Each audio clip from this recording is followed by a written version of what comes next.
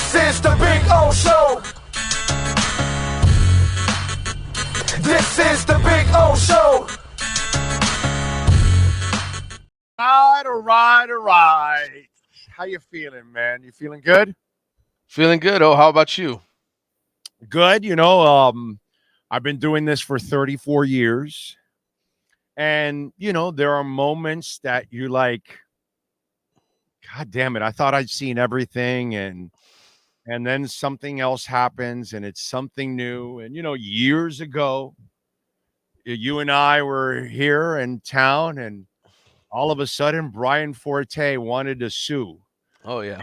He was promised a position and wasn't given a position. And we were all looking around and I go, is he really suing because he was promised a position and they didn't give it to him? I mean, aren't you supposed to earn that shit, not get promised or whatever? So that obviously that whole thing went by the wayside. So now in the era, you know where I'm going, right? Oh, in absolutely. the era of the NIL, now we have Jaden Rashada, okay, Yep. who's in Georgia, but now wants to sue Florida and the coach and the booster for nearly $14 million for an NIL deal that was supposedly promised but not delivered. Yeah. Man, It's when you thought you've seen everything, my brother. Yep. It's if that doesn't paint the picture of where we are with college football, it's crazy, right? I mean, this is what we've evolved to, and I'm sure that there's going to be other guys who probably look at this situation and say, "Well, you know what? Schools promised me something; they didn't deliver. I'm gonna do the same thing here in years to come." Right? Forte, it was for playing time. Now, when it involves money, that's something people get all excited about, and so yeah. And by the way, folks, for you youngins out there, a former recruit literally sued the University of Miami years ago. This was what, 25 years ago, right? 30 years ago? It was God, that was a long time ago. It was the Erickson era, right? Yeah, it was Erickson, correct. Yeah. Right. So we're talking late 80s, early 90s, probably. 90s. Shit, Yeah. we're talking 30 years ago. Yeah. Okay. Over 30 years ago, because a lot of people have come and gone, and there's a lot of young people that have no idea about that story, but you can look it up. Brian Forte, who was a recruit out of New Jersey. Yeah, he was a Jersey area kid. Ended up going to Rutgers after he left Miami, by the way. So that's where he went and played for a while. But yeah, I mean, that's one of the all-time Miami stories from back in the day.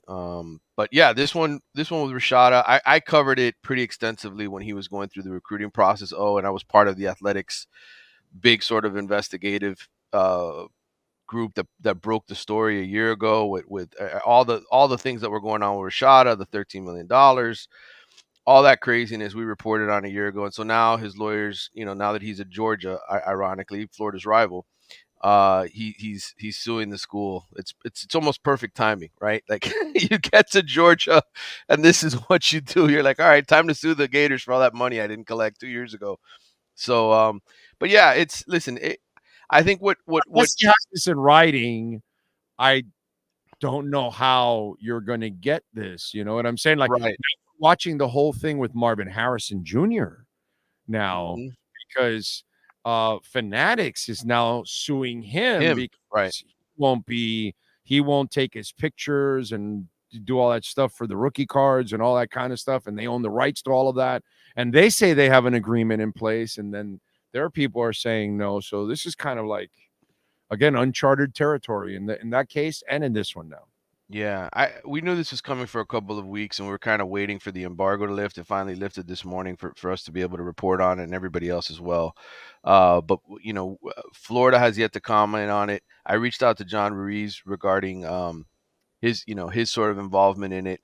There's no written proof I know involving Ruiz that he offered Jaden Rashada $9.5 million. They are literally saying in the lawsuit that it was a verbal agreement.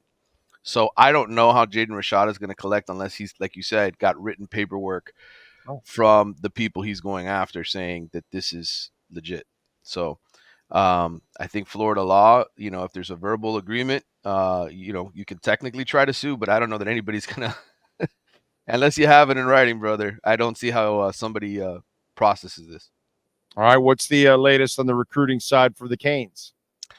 Well, look, they're going to start hosting visitors here on May 31st. That's the first official weekend of the summer official visits. So they'll have a bunch of kids here in town soon, from out of state, from all over the country.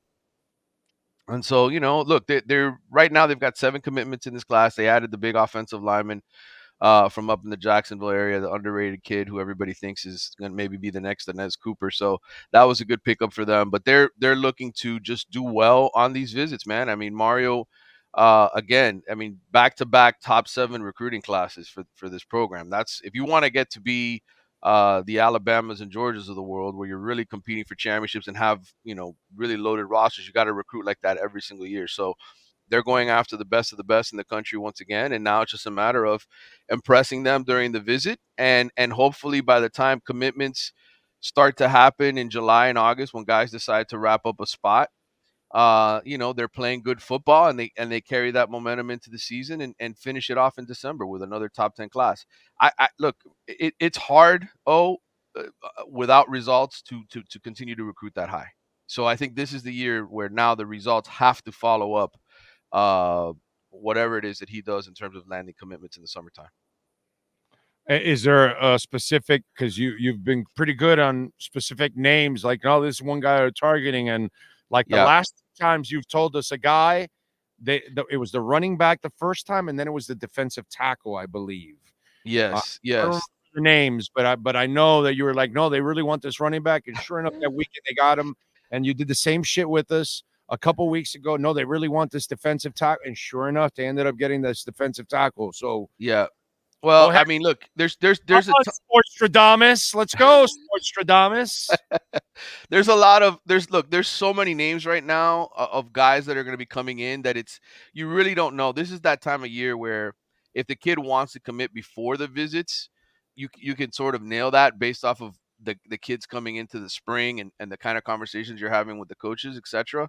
Right now, I think we've kind of entered that next window where I don't think there's going to be many more commitments, if any, until after the visit period is over. That's kind of just the way the flow is year in and year out. But there's tons of guys that they really, really like. I mean, this Zion Grady kid, a top 100 edge rusher from Alabama, is somebody that they've really been hot and heavy on for a long time. Write it down. Write it down. Zion Grady, yes, from Enterprise, Alabama. You have Usmain Chroma, a running back out of Georgia. Another 200-pound running back. You know how Mario loves those guys. Top 100 guy that they really, really like and want to get. They got Byron Lewis, who's here in their own backyard, another 4-star, top 200 type prospect from American Heritage. There's a lot of kids that are going to be coming on campus here the next few weeks, and ultimately you don't know until after they visit what the deal is. A big one for them in state wise, Jamie French. He's a 5-star kid from Jacksonville Mandarin. A kid who I think initially was committed to Alabama, and then when Nick Saban left, it kind of reopened everything. He's like the big prize in the state. He's the number 3 player in the state. The receiver position is something that Miami feels like they really, it's a very strong position for them going into the season. They expect high levels of production with Cam Ward. How do you sort of put the cherry on top after a great season with Cam Ward? By landing a kid like Jamie French out of Jacksonville, who I've gotten to know here over the last 2 years on the 7-on-7 circuit. He's a kid that just, I think, wants to be a part of a big-time program. And if Miami can go out and show the results on the field this year, I think they land a kid like Jamie French, who's one of the best, if not the best receiver in the country this cycle. So, it'll be interesting times ahead. But I'm confident in Mario, and I'm confident in this team. I think they're going to have a good season. All right. I read an article where they have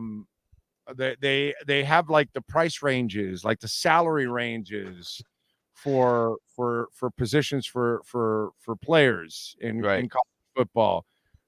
Is that something that's pretty accurate overall? Like the QB range 500 to 800. I think I remember the running backs were like 200 to 300.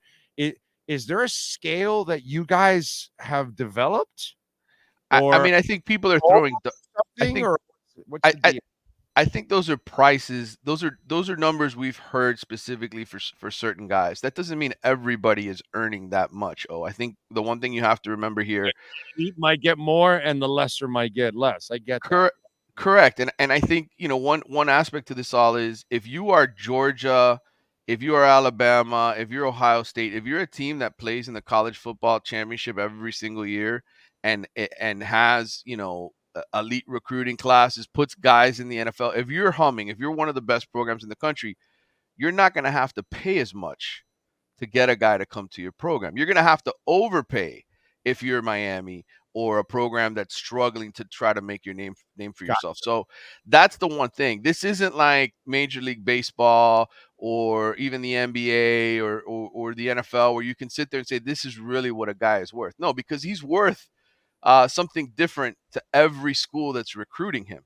And so I think guys, for the most part, take less money to go to the elite schools because they know these guys are going to put me in the NFL, and that has more value for me than a payday right now. Now, I think there's certainly some kids that aren't the elite of the elite that know this might be the only time I get paid, so let me cash in as much as I can. But I think for the most part, if you're a kid who's fairly confident in your ability, you have size, speed, and athletic ability, hey, man, if I just do what I'm supposed to do, I'm going to be in the NFL in a couple of years. If you have that kind of confidence, then you're probably still going to a school that's not going to pay top dollar for you.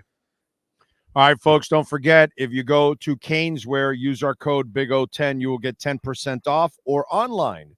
You can also use our code. You will get 10% off. So if you need to order online because you live out of town or you live too far, make sure you use our code. And if you order online because you live too far, if you go over $99, you will get free shipping. Caneswear.com. Manny, what are you working on The Athletic so Canes fans can check you out? Well, we're gonna be picking up the recruiting coverage here next week. I have a couple things. I'm doing one on the SEC where I'm kind of looking ahead to all the big storylines with the visit season in the summertime. I'm doing the same thing for the state of Florida, so Miami, Florida, Florida State, UCF, all the big time schools here in the state. I'll be doing the same thing for them as well. So that's what I'm working on as far as story. I'm also doing a ton of my off-season analytical research on the ACC, so I can talk intelligently not just about the Canes but everybody in the conference. That's how I'm spending my afternoons and mornings sitting here just diving into the numbers and looking at, okay, this guy's over here. Now the transfer portal's made my job a lot more complicated because this constant movement of guys just leaving, getting run off. You're like, where did this guy go? Oh, he's here now. I'm telling you, all the guys who do these off-season magazines, all the guys who used to do it, like Phil Steele and all them, like, it is not an easy job. I do my own research, my own stuff, just because I want to know things. I call people, I talk to people. It's not easy to do with all the player movement. It makes this a really tough job now. No, that stupid portal tracker too. I mean, it's a pain in the ass now. It really is. But you got to stay on top of it. And so I sit here and I build my team databases. You got to do it. But here's the problem now for the sport, okay? Because you're doing it like, the hockey draft. You're doing it now like the college basketball draft. You and I grew up that we actually knew all the players that were getting drafted in the first 2 to 3 rounds in the NBA draft. There used to be 3 youngins, okay? Like, Grant Long was drafted in the 3rd round, but those of you, you're a little young, you don't really know that, but we actually knew all the players. Yeah, it was easy to remember them. Because they were all college players. They weren't European players. Right. And they were all in college for 4 years. Yep. So we used to watch them for their entire careers. They weren't rare that would leave in their junior years. Like, you would have to be really special to leave in your junior year, put it that way. So it was only a couple of guys that would leave. And even that, you would know those juniors because they were playing since they were almost freshmen pretty much. So it was a different ball game. Now we've gotten to a point where we don't recognize the draft and it's harder to follow. And now college football, it's going to be harder to follow because too many people are changing within their first 3 years of playing college football. I've tracked guys that have been to 4 or 5 different schools. Like, literally, I'm sitting there and I'm like, this guy is on his 5th school. College is supposed to be 4 or 5 years tops. It's making it harder for a fan to be a fan. Yeah, because I've already watched it in other sports, how it's affected when you don't really know the players and you can't follow them and you don't know where they go or where they come from, your sport becomes disconnected in certain times from your fan base. The NBA draft is one of those where you really don't know anything that's going on in the NBA draft. It's kind of like the baseball draft. You don't know any of these freaking kids. That's why nobody ever connects with the baseball draft. And this free agency that's hit college football, it creates a disconnect. Yeah. It just does. And it makes the job. That's why I kind of marvel. And people call me the Florida State fan all the way, even though I've got the UM banner behind me and I'm wearing an orange shirt. But they call me a Florida State guy. But you got to give Mike Norvell credit, dude. Like that guy, the way he built that team to go 13-0, like he picked dudes off of Albany and Central Michigan and Western Michigan, and like he knows what he's like. You just have to tip your cap and say, bro, this guy's good. He knows what he's doing. Because it's hard to just keep track of it all. How does he do it? And not only do it, but pick good players. Quarterback got better every year and was a freaking stud. Let me tell you. And I hate the fact that I have to give him credit, but I thought the Jets did a brilliant job of drafting him late and use him as a developmental project. I thought that was really smart on their part. Yeah. Listen, it's the new world of sports, brother. It's what we got to deal with. But yeah, keeping me busy, man. That's my offseason. People are like, wow, you're not writing a lot. Well, I'm sitting here doing 8,000 hours of research so that when football season starts, I can talk intelligently about every single team that I write about. So it's not easy. Because we're too stupid and uneducated to actually know where everybody is. So, yeah, we kind of need you to guide us. So, yeah. Help us. Because there's too many changes to keep. I can't keep up with it anymore. I don't keep, let me rephrase that. I don't keep up with it anymore. It's just, I just wait for you to hit the field and let me see what you're doing on the field, bro. I don't care about you getting recruited or whatever, because that doesn't mean shit until I see you actually play. And you're here. If you're not playing, then. Yeah. And it's funny because these recruiting websites still kill. There's still people signing up. They want it. And I'm like, dude, go back and look at like the 2020 recruiting class, the 2021, like the ones that just came in, and look at the number of kids that actually stuck around for all 4 years. Yeah, they're mostly gone. They're all like, you might have 2 or 3 kids that actually spent all 4 years at that school. And this is like, I'm looking at I'm doing Wake Forest today because I'm doing the whole ACC. I'm looking at Wake Forest is losing guys. Like, it's not just Miami, it's everybody. Wake Forest is having kids take off after 2 years. So it's the way it is. Some of them got there and go, oh shit, we got to hit the books in this place. I'm out of here. Wait, this is actually an academic institution, right? Oh, shit, I'm out of here, bro. The truth. Because that's one thing. Was it Jim Grobe? Right? He was there for a few years. Yep. It was Grobe, right? Grobe was the one who had success there, right? Man, and every time I would run into his kids in the combine, fuck, man, on point, bro. Yep. On point, just like young men. They were already young men, and you're like, wow, this guy. But again, you've got to hit the books in that place. And usually you get some pretty mature kids coming out of Wake Forest. I'm sure now with NIL, a couple of those kids snuck in con el descaro. Yeah, exactly. Shit, bro, I got to really work here? No, I'm out of here. I got to get out of here. All right, follow him on Twitter at Manny_Navarro and catch his work there at The Athletic. Better yet, subscribe so you can stay on top of it. Manny, as always, thank you, my man. We'll catch up on Friday. Good talking to you. See you later. Thank you, sir. There you go. The great Manny Navarro, as always, coming through for us. And so do the great people at Caneswear, baby. Jeff, John, Brett, all the amazing people out there at Caneswear.com.